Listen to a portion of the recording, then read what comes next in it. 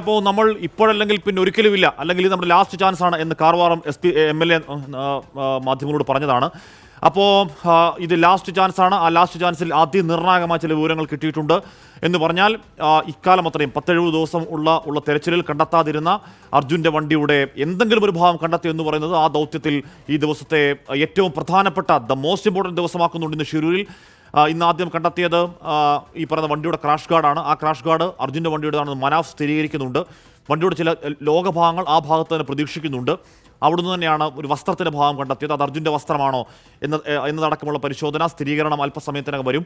അതിനിടയിൽ ഇന്നലെ അവിടെ നിന്ന് കണ്ടെത്തിയ എന്ന് പറഞ്ഞാൽ ലക്ഷ്മൺ നായിക്കിൻ്റെ ചായക്കടയിൽ ഇരുന്ന ഭാഗത്ത് കണ്ടെത്തിയ അസ്ഥിയുടെ പരിശോധനാ ഫലം അത് മനുഷ്യാസ്ഥി തന്നെയാണോ എന്ന പരിശോധനാ ഫലം വരാനിരിക്കുന്നു.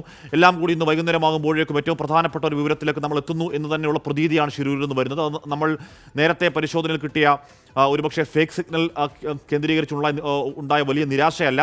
ഇന്നിപ്പോൾ കൃത്യമായ പ്രതീക്ഷ എന്ന് പറയാനുള്ള കാരണം ആ ക്രാഷ് ഗാർഡ് അത് സ്ഥിരീകരിക്കുന്നു. വണ്ടി അവിടെ തന്നെ ഉണ്ട് എന്നുള്ള സ്ഥിരീകരണമാണ് മനാഫ് നൽകുന്നത്. അരുൺ പൂപ്പർബച്ചിരുന്നു. അരുൺ, നേരത്തെ നമ്മൾ അവിടെ നിൽക്കുമ്പോഴൊക്കെയുള്ള നമ്മുടെ ആശങ്ക ഈ വാഹനമടക്കം കടലിലേക്കൊക്കെ പോയിട്ടുണ്ടോ എന്നുള്ള വലിയ ആശങ്കയുണ്ട്. അങ്ങനെയല്ല, ഈ മേഖലയിൽ ആ വാഹനമുണ്ട്. ഇനി അറിയാനുള്ളത് ഈ ക്യാബിൻ എവിടെയാണ്, ആ ക്യാബിനകത്ത് അർജുൻ്റെ അവസ്ഥ എന്താണ് എന്നുള്ളതല്ലേ. ആ ഉത്തരത്തിലേക്ക്, ആ ഏറ്റവും പരമപ്രധാനമായ ഉത്തരത്തിലേക്ക് നമുക്ക് എപ്പോഴെത്താൻ കഴിയും എന്നതാണ് പ്രതീക്ഷിക്കേണ്ടത്. അരുൺ,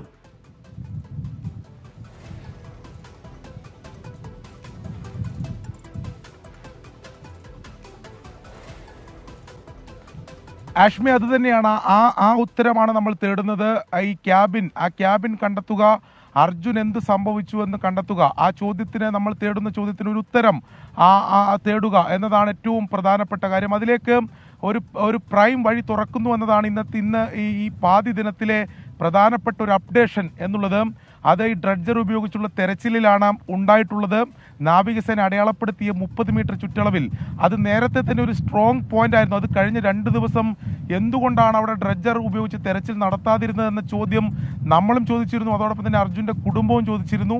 ആ ഘട്ടത്തിൽ ഏകോപനമില്ലാതെയുള്ള ഡ്രഡ്ജിങ് ആണ് നടന്നിരുന്നത്. പക്ഷേ ഇന്ന് അങ്ങനെയല്ല. ജില്ലാ ഭരണകൂടത്തിൻ്റെ ഒരു ഇടപെടലുണ്ടായി, നാവികസേനയുടെ നിർദ്ദേശം വന്നു. അങ്ങനെ ആ തെരച്ചിലാണ് രാവിലെ ലോറിയുടെ ചില ഭാഗങ്ങൾ കണ്ടെത്തിയത്.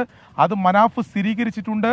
ഇനിയിപ്പോൾ കുറച്ചുകൂടി ആഴത്തിൽ, കുറച്ചുകൂടി വേഗത്തിൽ ഈ മണ്ണ് നീക്കം ചെയ്താൽ ഇതിൻ്റെ അടിത്തട്ട് ഒരു ക്ലിയർ ആകും. അങ്ങനെയാണെങ്കിൽ കുറച്ചുകൂടി ആഴത്തിൽ നമ്മൾ പ്രതീക്ഷിക്കുന്നു, അല്ലെങ്കിൽ ഉണ്ട് എന്ന് കരുതുന്ന ഈ സോണാർ പരിശോധനയിൽ ഉൾപ്പെടെ സാന്നിധ്യം കണ്ടെത്തിയിട്ടുള്ള അതേ ഭാഗത്ത് ഈ ലോറി ഉണ്ടാകുമോ എന്ന ചോദ്യത്തിന്, ആ വലിയ ചോദ്യത്തിനാണ് നമ്മൾ ഉത്തരം തേടുന്നത്. നിലവിൽ അതിൽ ആ ഊർജിതമായിട്ടുള്ള തെരച്ചിൽ ഇന്ന് പുരോഗമിക്കുകയാണ്. ഇപ്പോൾ അല്പസമയം ഈ ഡ്രഡ്ജിങ് നിർത്തിവെച്ചിട്ടുണ്ട്. ഇനിയിപ്പോൾ ഉച്ച സമയത്ത് ഒരു ബ്രേക്ക് ആണോ എന്നുള്ള ചെറിയ സംശയമുണ്ട്. നിലവിൽ ഇപ്പോൾ ഈ ഡ്രഡ്ജിങ് അല്പസമയം നിർത്തിവെച്ചിട്ടുണ്ട്. ഉച്ചയ്ക്ക് ശേഷം കുറച്ചുകൂടി അനുകൂലമായിട്ടുള്ള സാഹചര്യം ഒരുങ്ങും. ഇന്നലെ നമ്മൾ പരിശോധിക്കുകയാണെങ്കിൽ 3 മണിക്ക് ശേഷം ഇവിടെ വേലിയിറക്ക സമയമായിരുന്നു. വേലിയിറക്കത്തിലെ പരിശോധന കുറച്ചുകൂടി എഫക്റ്റീവ് ആകും. അതിന് കാരണം മണ്ണിന്റെ ചലനം അല്ലെങ്കിൽ വെള്ളത്തിന്റെ ഒഴുക്ക് ഒക്കെ ഈ ഡ്രഡ്ജിങ് ഇപ്പോഴെന്തായാലും അവിടെ ലഞ്ച് ബ്രേക്കാണ്, തൽക്കാലം നിർത്തിവെച്ചിരിക്കുന്നു. വിവിധ വിജയം ചോദിക്കുകയാണ്, ഹാഷ്മി എന്ത് ഹോപ്പ് ഉണ്ടെന്നാണ് പറയുന്നത്? കഷ്ടം എന്ന് പറയുകയാണ്. ആ ഹോപ്പ് എന്ന് പറയാനുള്ള കാരണം നമ്മുടെ പ്രിയപ്പെട്ട അർജുൻ എന്ത് സംഭവിച്ചു എന്ന് കൃത്യമായി അറിഞ്ഞേ മതിയാവുകയുള്ള അവരുടെ വീട്ടുകാർക്കെങ്കിലും അതിനുള്ള അവകാശമുണ്ട്.